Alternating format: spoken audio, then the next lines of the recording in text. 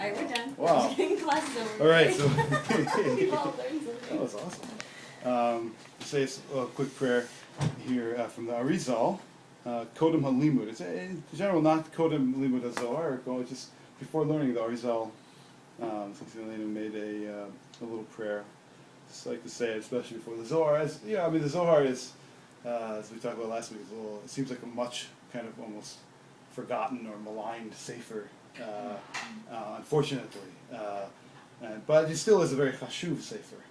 So I like to say the prayer just to remind myself before I start that it's something a little bit out of the ordinary.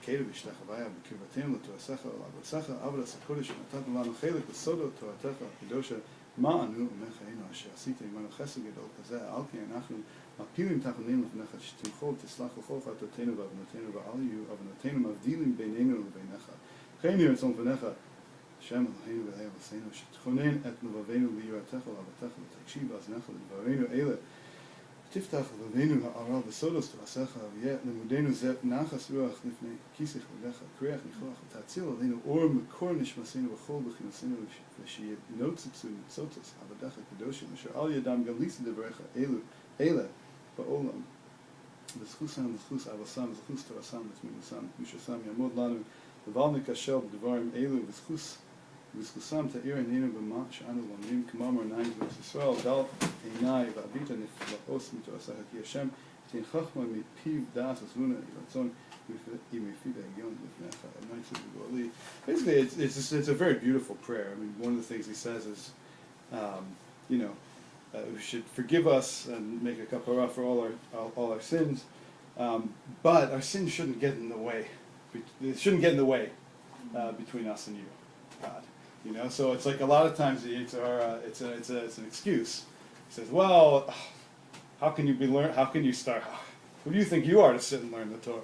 Learn the Zohar? Do you know what you were doing? It brings up always the past. What the Arizal is saying, we always want to make restitution. We want to make ourselves better people than we were, but we should never let that get in the way of doing mitzvah right now. Nothing should ever disturb our connection. And as a matter of fact, Rabbi Nachman takes it even a step farther than that.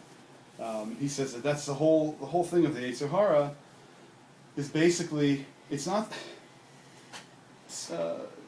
How do you say it in a way, not to be controversial. Sins, things, avonot between God and man, we should never do them. But God is like completely merciful. He loves us very much. He created us. He knows who we are, and so the truth is, they're not the biggest deal. You shouldn't do them, but they're not the end of the world. The Yetzer Hara comes, and he knows, as Rabbi Nachman, that we might think they're the biggest deal in the world, and they might depress us. So, hey, welcome. Thanks for coming. Hey. Oh, welcome. Thanks. So this is a prayer before Limud from Arizal. He was explaining how so the Yetzer Hara comes and takes Rabbi Nachman says he comes and he takes these sins and he knows they might depress us, right? So he tries to get us to sin, not because necessarily the sins they're bad, but they're not. Those aren't the worst things in the world between man and God. Right? Between man and man is a whole other story. Between man and God, it's bad. You shouldn't do them, but it's not the end of the world. But he knows, the Yetzer Hara, so to speak, knows that we think it's the end of the world. And so he tries to use it then to get us depressed because he knows it'll depress us. And depression actually is the worst thing in the world. Feeling down, feeling bad about yourself, that's actually, says Rabbi Nachman, that's the key to destroying, God forbid, a person. And so the Yetzer Hara only uses sins to try to get us to be depressed. Right? So Rabbi Nachman says the Eitzah is, when you make a sin, God forbid, you have to right away say, I'll never do it again, and then forget it, and move on. And be b'simcha. Don't let it get you down, because that'll only encourage, so to speak, the Yetzer Hara, right? To want to make you do more. Right? So he says very beautifully in this prayer, the sin shouldn't.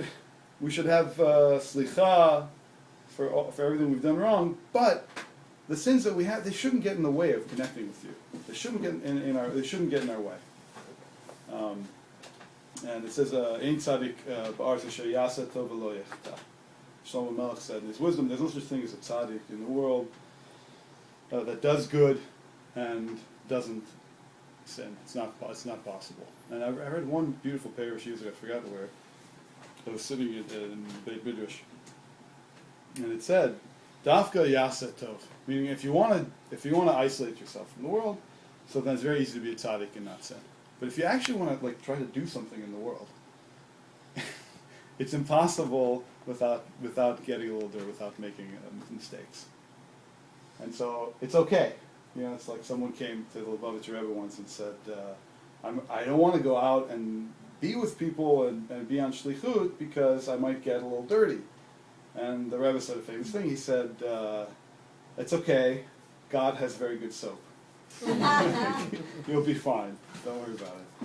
So anyway, it goes on to talk about how when you're learning, your neshama should kind of spark through the learning. Meaning to say, we also talked about last week, but it's good to remember every time before you learn, and the Ben Ish Chai is even posek as much.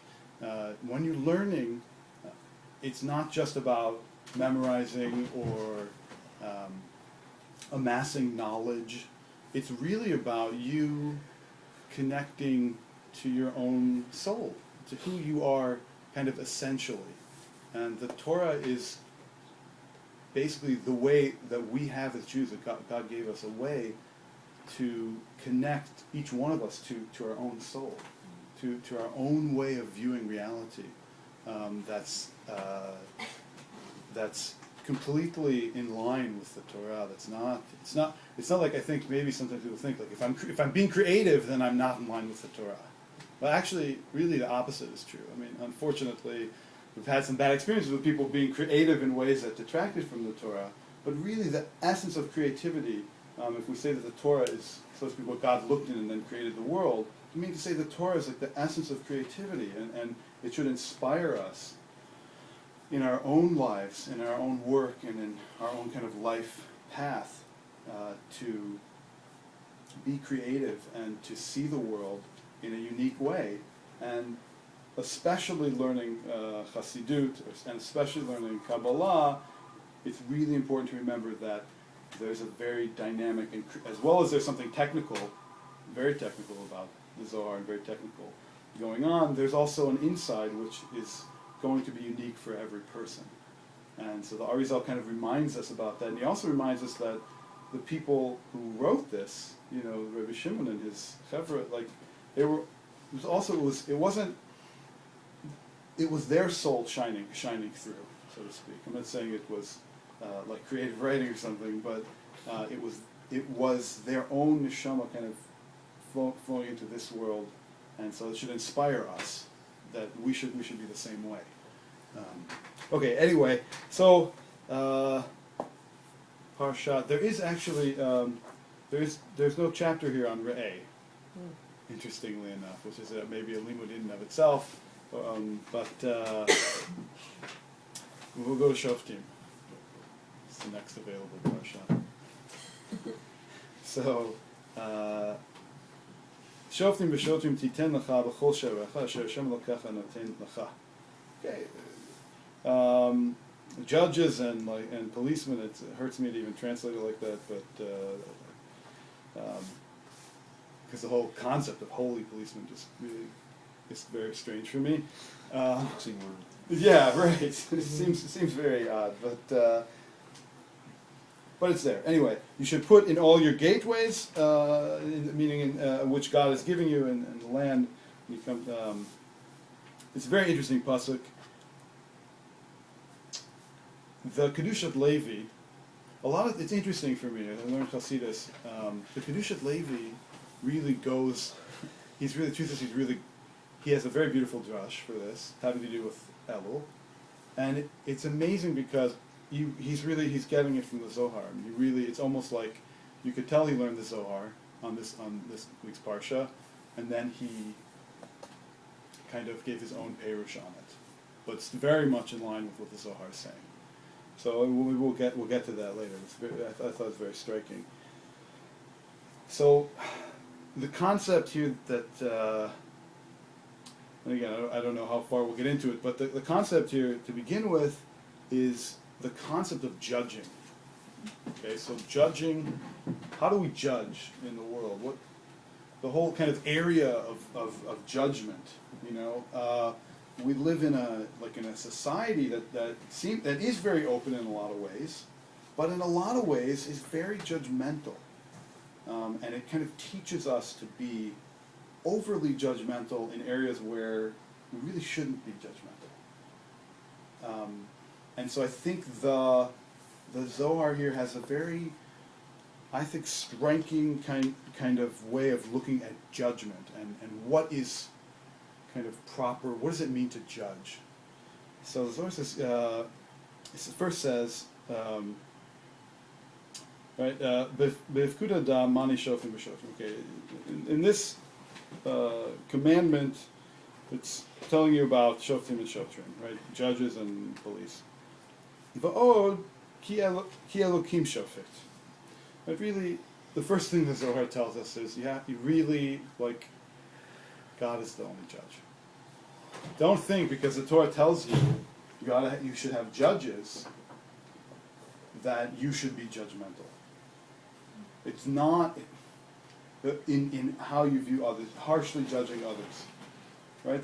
The Torah, Ki Elokim Shofet, God is the judge. And in general, the whole concept of judgment, the Jewish form of judgment always involves an awareness of God, an awareness of God as the source of all life, God as always judging us positively, as much as possible, right? To the extent, I think Rabbi Nachman says, that when a person does something negative, so God, so to speak, can't see it. And so the person is, so to speak, hidden from God. Because God can't see, he doesn't want to see anything negative, and so the person's like hidden. So ki Elokim shofet. Ki mem, in this part I know I was a little fuzzy on. Ki mem minei yud b'chush minei chaf. Ki mem minei yud b'chush minei. Right. So I guess b'chush minei chaf. So when you a certain type of system of counting, ki turns out to be 40. I don't know if anyone has any ideas what that has to do with anything, but the ki Elokim shofet. So the concept of 40. I'm not quite sure again why it quotes that there, but let's go on. Maybe it'll become clear as we go. 30? What? Isn't key 30? It is, but so basically there's different ways of spelling the words in the Zohar. So there's such a thing as how you fill in the letters when you spell. So if you fill in each letter with a yud, in a certain system of counting, and I'm not familiar so much with gematria, but in a certain system of counting, it turns out to be 40 when you spell it out with the yuds, I think, inside. Again, I'm unfortunately not so familiar with it, but otherwise it would be 30 for sure, but here it's 40 when you fill in the chaf specifically with a yud. Oh, so, yud inside the letter. Yeah, when we put a yud when we put a yud inside the letter, it's a certain system of counting. In the Milui, when you spell chaf, you put it in the Yeah, it's a concept of like there's different miluis and different ways. There's different ways of filling in the words, and then the Zohar and the Kabbalah use that as a way of it's almost like an alternative system of numbers and gematria, which is it's interesting. Mem is obviously it has to do with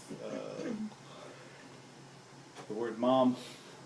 Has to do with the word bin, which is the concept of bina. It has to do with the mikveh, the 40 sa'ah, which is again these are all concepts that maybe why it's kind of throws it in there, is these are all concepts that are opposite of harsh judgment.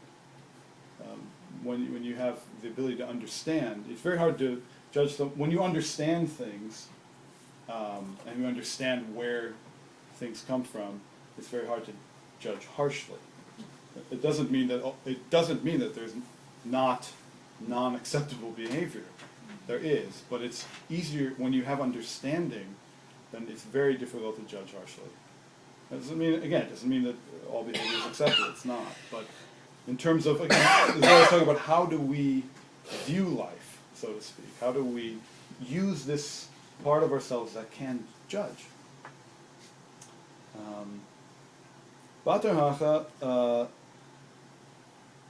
After this, it says, Elokim shofet zeyashpil v'zeyarim. This is actually Tehillim Ayin Hey, yeah. Pasuk Chet, Ki Elokim shofet. Right, so this zeyashpil v'zeyarim, so the Zohar is going through this pasuk now. God is the judge. This one rises and this one falls and this one rises.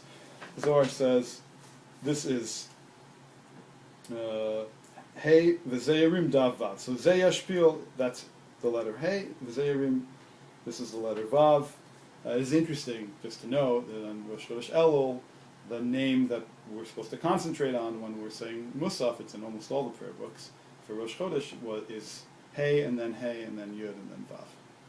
So it's interesting here that the Hey is, even though it's first, it's mentioning this relationship between Hey and Vav. So somehow I think it must relate, and Shoftim typically comes out around this time of the year. Around Hey is a feminine letter, and Vav is a masculine letter. Hey is like there's a space in the middle, so it's seen as sort of like the receptive spiel. Oh, that's interesting. Oh, that's Vav, interesting. which is like a line, is like a moves like masculine, so it's here. Oh, that's interesting. Huh.